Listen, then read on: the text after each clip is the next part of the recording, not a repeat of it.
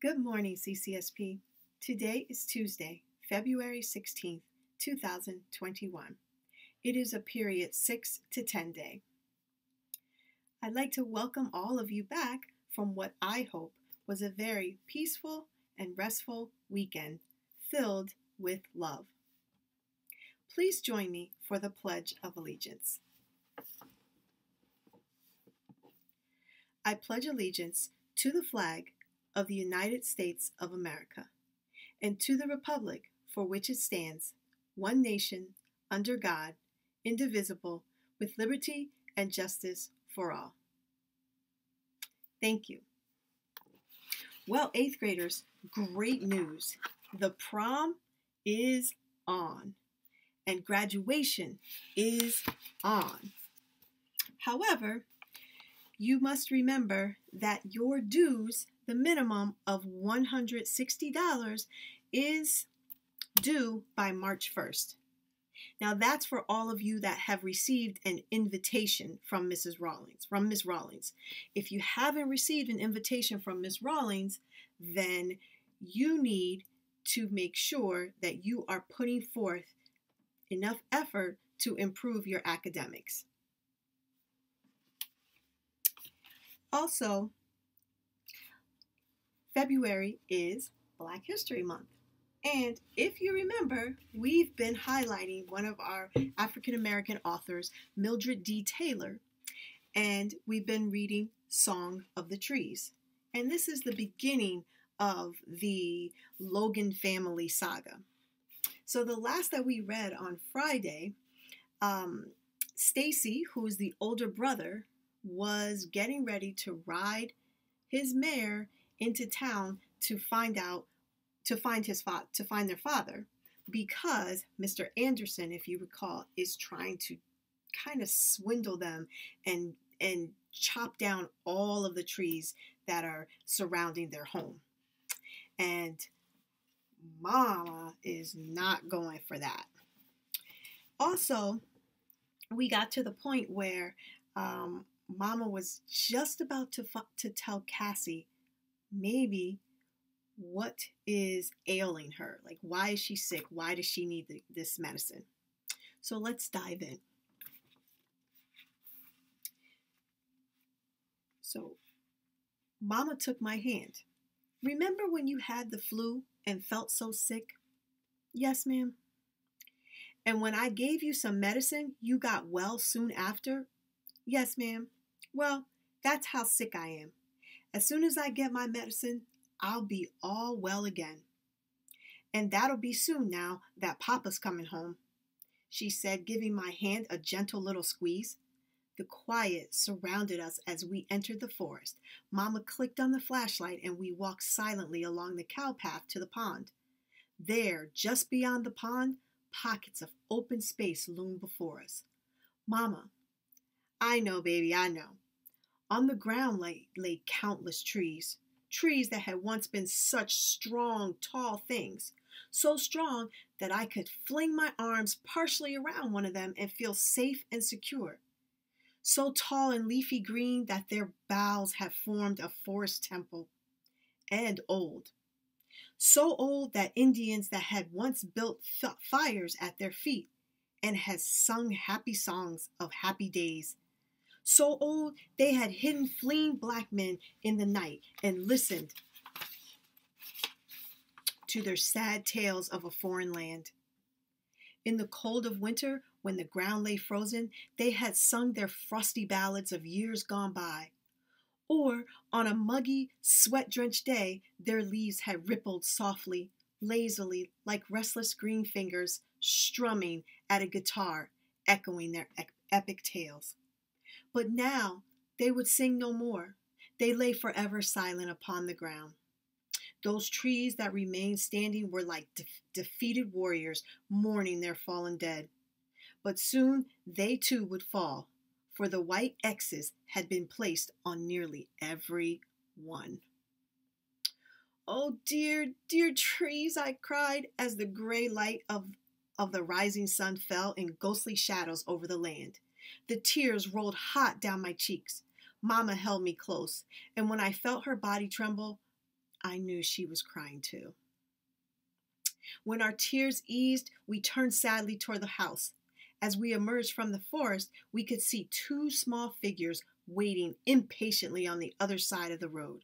As soon as they spied us, they hurried across to meet us. Mama, you and Cassie was in the forest, Little Man accused. Big Mama told us. How was it? Christopher John, rubbing the sleep from his eyes. Was it spooky? Spooky and empty, I said listlessly. Mama, me and Christopher John want to see too, Little Man declared. No, baby, Mama said softly as we crossed the road. The men'll be down there soon, and I don't want y'all underfoot. But Mama, Little Man started to protest. When Papa comes home and the men are gone, then you can go. But until then, you stay out of there. You hear me, Little Man, Logan? Yes, ma'am, Little Man reluctantly replied. But the sun had been up only an hour when Little Man decided that he could not wait for Papa to return. Uh-oh.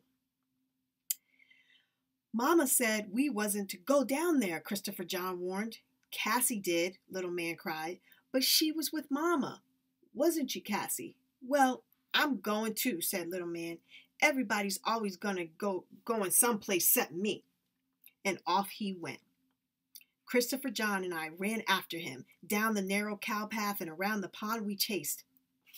But neither of us was fast enough to overtake Little Man before he reached the lumberman. Hey, you kids, get away from here, Mr. Anderson shouted when he saw us. Now y'all going back home, he said, stopping in front of Little Man. We are home, I said. You're the one who's on our land. Claude, Mr. Anderson said to one of the black lumbermen, take these kids home. Then he pushed Little Man out of his way. Little Man pushed back. Mr. Anderson looked down, startled that a little black boy would do such a thing. He shoved Little Man a second time, and Little Man fell into the dirt. Little Man looked down at his clothing covered with sawdust and dirt and wailed, You got my clothes dirty. Because remember, Little Man doesn't like to be messed up. I rushed toward Mr. Anderson, my fist in a mighty hammer, shouting, You ain't got no right to push on Little Man. Why don't you push on somebody your own size? Like me, you old... The man called Claude put his hand over my mouth and carried me away. Christopher John trailed behind us, tugging on the man's shirt. Put her down! Hey, mister, put Cassie down! The man carried me all the way to the pond. Now, he said, you and your brothers get on home before y'all get hurt. Go on, get! As the man walked away, I looked around. Where's Little Man? Christopher John looked around too. I don't know, he said. I thought he was behind me. We ran toward the lumberman. We found Little Man's clothing first, folded neatly by a tree. Then we saw Little Man dragging a huge stick and headed straight for Mr. Anderson. Little Man, come back here, I called. But Little Man did not stop. Mr. Anderson stood alone, barking orders, unaware of the oncoming Little Man. Little Man! Oh, Little Man, don't! It was too late. Little Man swung the stick as hard as he could against Mr. Anderson's legs. Mr. Anderson let out a howl and reached to where he thought Little Man's collar was. But of course, Little Man had no collar. Run, man! Christopher John and I shouted. Run! Why, you little... Mr. Anderson cried, grabbing at Little Man, but Little Man was too quick for him. He slid right through Mr. Anderson's legs. Tom stood nearby, his face crinkling into an amused grin. Hey, y'all, Mr. Anderson yelled to the lumberman. Claude, get that kid! But sure-footed Little Man dodged the groping hands of the lumberman as easily as if he were skirting at mud puddles. Over tree stumps, around legs, and through legs he dashed, but in the end, there were too many lumbermen for him, and he was handed over to Mr. Anderson.